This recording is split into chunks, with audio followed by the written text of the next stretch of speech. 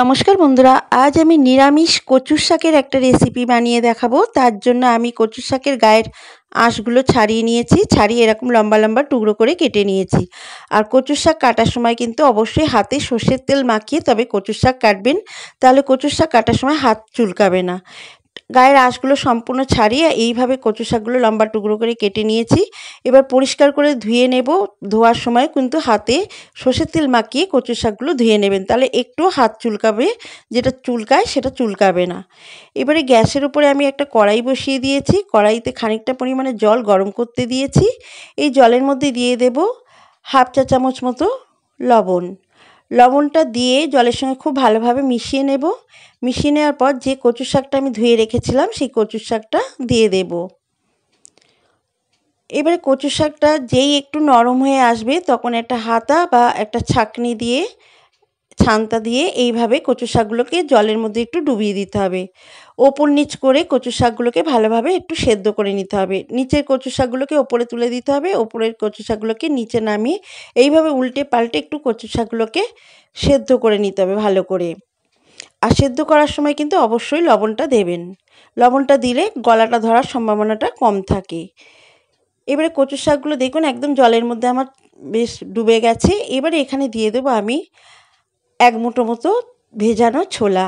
আমি রাতের বেলায় ছোলা ভিজিয়ে রেখেছিলাম, সেই ছোলাটা এক মুঠো মতো দিয়ে দিলাম। ছোলাটা দিয়ে এর মধ্যে ছোলাটাকে খুব ভালোভাবে মিশিয়ে ছোলাটাকে কচু শাকের সঙ্গে সেদ্ধ করে নেব। এবারে দেব একটু পাতিলেবুর রস। পাতিলেবুর রসটা দিলে গলা ধরার সম্ভাবনাটা একদমই থাকে না। এই সেদ্ধ করার সময় কচুর শাকটা সেদ্ধ করার সময় অবশ্যই করে একটু পাতিলেবুর রস দেবেন। দেখবেন কচুর শাকে যে গলা ধরে বা চুলকায়, গলা চুলকায়, সেটা একদম থাকবে না। লেবুর রসটা দিয়ে খুব ভালোভাবে মিশিয়ে নেব। দেখুন আমার কচু শাকটা একদম সেদ্ধ হয়ে গেছে। এবারে গ্যাসটাকে অফ করে এই কচু শাকের জলটা সম্পূর্ণ ঝরিয়ে নেব, ছেঁকে নেব। আমি একটা স্ট্রেনারের মধ্যে কচু শাকটা নিয়েছি, নিয়ে এইভাবে জলটাকে ছেঁকে নিচ্ছি। তলায় একটা পাত্র দিয়ে দিয়েছি, খানিকটা জল ফেলে দিয়েছি। তবুও কচুর শাকের থেকে কিন্তু অনেক জল বেরোবে এখনও। ঠিক এইভাবে একটা স্ট্রেনারে বা একটা ছাঁকনিতে এইভাবে রেখে দিতে হবে। রেখে একটা হাতা বা ছাঁকনি দিয়ে, একটা ছান্তা দিয়ে এইভাবে একটু চেপে চেপে দিতে হবে, যাতে কচু শাকের মধ্যে একটুও জল না থাকে। বন্ধুরা, কচু শাকের মধ্যে একটু জল থাকলে কিন্তু গলাটা চুলকাবে, তাই জলটাকে সম্পূর্ণভাবে ঠিক এইভাবে ঝরিয়ে নিতে হবে। দেখুন আবার কতটা জল বেরিয়েছে। এইভাবে একটু চেপে চেপে দেবেন, দেখবেন সম্পূর্ণ জলটা বেরিয়ে যাবে। আমার কচু শাকের থেকে সম্পূর্ণ জলটা দেখুন একদম বের করে নেওয়া হয়ে গেছে। এবারে গ্যাসের উপরে কড়াই বসিয়ে কড়াইতে বেশ খানিকটা পরিমাণে সর্ষের তেল আমি গরম করতে দিয়েছি। তেলটা গরম হয়ে গেলে এখানে ফোড়নের জন্য দেবো 1 চা চামচ 5 ফোড়ন আর 3টে শুকনো লঙ্কা ফাটিয়ে দিয়ে দিলাম। দিয়ে আরও দেবো 2টো তেজপাতা। এই ফোড়নটা দিয়ে ফোড়নটা কয়েক সেকেন্ড একটু ভাজা ভাজা করে নেব। ফোড়নটা থেকে যখন একটা মিষ্টি গন্ধ বেরোবে তখন যে কচু শাকটা আমি জল ঝরাতে রেখে দিয়েছিলাম, একদম জলটা সম্পূর্ণ ঝরে গেছে, এরকম ঠিক শুকনো করে নিতে হবে। নিয়ে এবার কচু শাকটাকে দিয়ে দিতে হবে একটা হাতা বা ছাঁকনি করে। দিয়ে কচু শাকটাকে তেলের সঙ্গে বেশ খানিক সময় ধরে নাড়াচাড়া করতে হবে। দেখুন কচু শাকটাকে আমি বেশ খানিক সময় ধরে নাড়াচাড়া করে নিয়েছি। এই সময় গ্যাসের ফ্লেমটাকে মিডিয়াম টু লোতে রেখেছি। এবারে এখানে দিয়ে দেব স্বাদ মতো লবণ, আর দেব হাফ চামচের থেকে একটু কম হলুদ গুঁড়ো, আর দেব হাফ চামচের থেকে একটু কম কাশ্মীরি লাল লঙ্কার গুঁড়ো। এই মশলাগুলো দিয়ে কচু শাকের সঙ্গে খুব ভালোভাবে মিশিয়ে নেব। নুন, হলুদ আর কাশ্মীরি লাল লঙ্কার গুঁড়োটা খুব ভালোভাবে মিশিয়ে নিতে হবে কচু শাকের সঙ্গে। কচু শাকে কিন্তু এখনও অনেকটা জল থাকবে, জলটা কিন্তু অনেক সময় ধরে নাড়াচাড়া করে শুকিয়ে নিতে হবে। কচুর শাক রান্না করতে বেশ খানিকটা টাইম লাগে, অনেক সময় ধৈর্য ধরে এটাকে নাড়াচাড়া করে জলটাকে একদম শুকনো শুকনো করে নিতে হবে। এবারে আমি এখানে দিয়ে দেব, যেহেতু নিরামিষ কচুর শাক তাই এখানে দেব 2 চামচ মতো নারকেল কোড়া। আমি আগেও এক মুঠো ছোলা দিয়েছি, আরও দিয়ে দিলাম 2 চামচ নারকেল কোড়া। এই ছোলা আর নারকেল কোড়া দিয়ে কচুর শাক রান্না করে দেখবেন অসাধারণ টেস্ট হয় নিরামিষভাবে।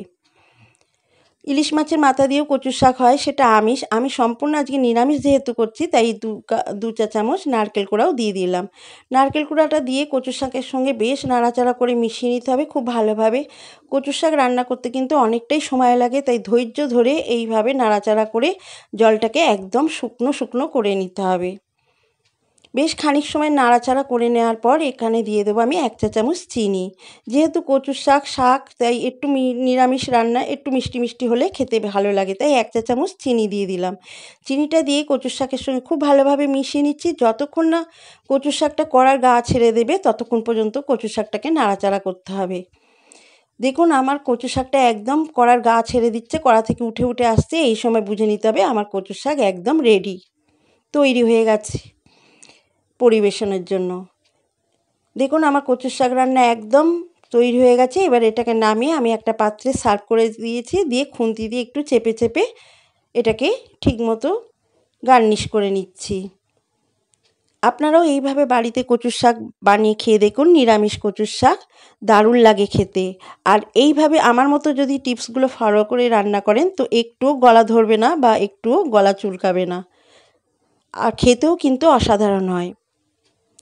আমার আজকের নিরামিষ কচুর শাক একদম রেডি পরিবেশনের জন্য। এই কচুর শাকের রেসিপি যদি ভালো লাগে অবশ্যই একটি লাইক করবেন। আপনারাও এইভাবে বাড়িতে বানান, খেতে দুর্দান্ত হয়। এবারে এর ওপরে আমি দিয়ে দেব গার্নিশের জন্য একটু নারকেল কোড়া। এটা দেখতে ভালো লাগার জন্য আমি দিলাম। আপনারা চাইলে এটা দিতেও পারেন, নাও দিতে পারেন। আমি একটু নারকেল কোড়া ছিল তাই এর ওপরে আমি গার্নিশের জন্য একটু সাজিয়ে দিলাম। আমার আজকের এই নিরামিষ কচুর শাকের রেসিপি ভালো লাগলে একটু লাইক করবেন আর কমেন্টস করে জানাবেন যে আপনাদের কেমন লাগলো এই নিরামিষ কচুর শাকের রেসিপি। আর আমার চ্যানেলটিকে সাবস্ক্রাইব করে আমার পাশে থাকার অনুরোধ রইল। আপনারাও বাড়িতে বানাবেন, যদি বাড়িতে বানান খেয়ে কেমন লাগলো কমেন্টসে আমাকে লিখে জানাতে ভুলবেন না। আবার ফিরে আসব পরবর্তী একটা রেসিপি নিয়ে, এরকমই সহজ একটি রেসিপি নিয়ে। ততক্ষণ সবাই ভালো থাকবেন, সুস্থ থাকবেন। আর আমার ভিডিওটা এতক্ষণ ধরে দেখার জন্য সবাইকে ধন্যবাদ।